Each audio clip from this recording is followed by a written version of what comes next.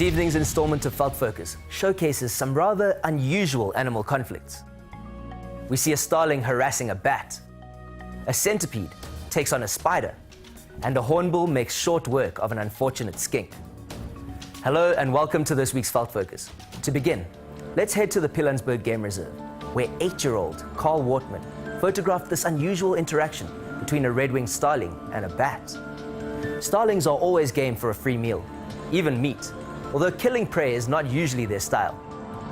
This one seems determined to keep the bat from taking off.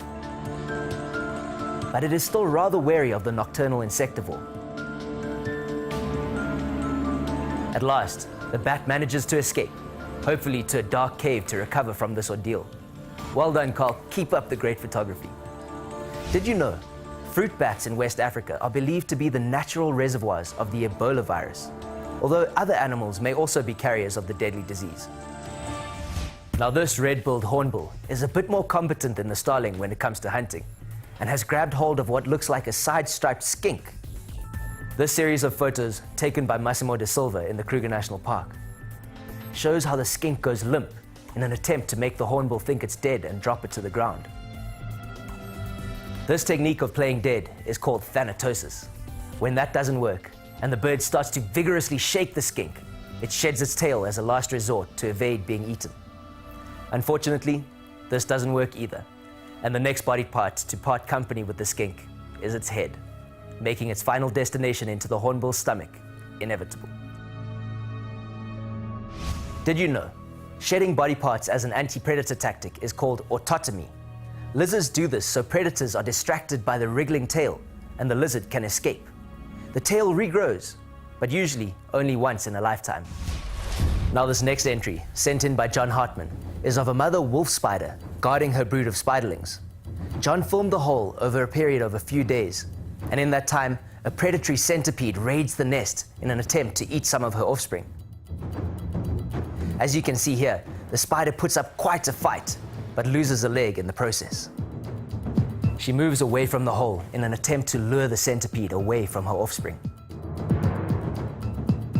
One little spider decides it's safer to stick as close to mother as possible until the danger has passed. The centipede returns the next day for another attack, but the spiderlings all manage to escape once again.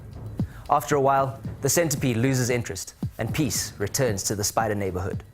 For the female, one lost leg is not too big a price to pay in exchange for the safety of her nest. After all, she does have 7 others.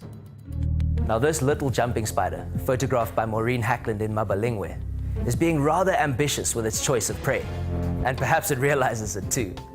It does, however, have a sneak peek at the praying mantis over the edge of the leaf, before grabbing hold of one of its legs in an attempt to immobilize it. In a short while, the spider recognizes that it is literally biting off more than it can chew, and releases the mantis, which according to Maureen flew off a few seconds later. Another entry from John Hartman is a video of a yellow-fronted tinkerbird's nest that he filmed over a period of a few weeks. At first, the pair of adult tinkerbirds can be seen flying back and forth to the hole in the tree, depositing small insects into it. The chick must have been very small at this stage.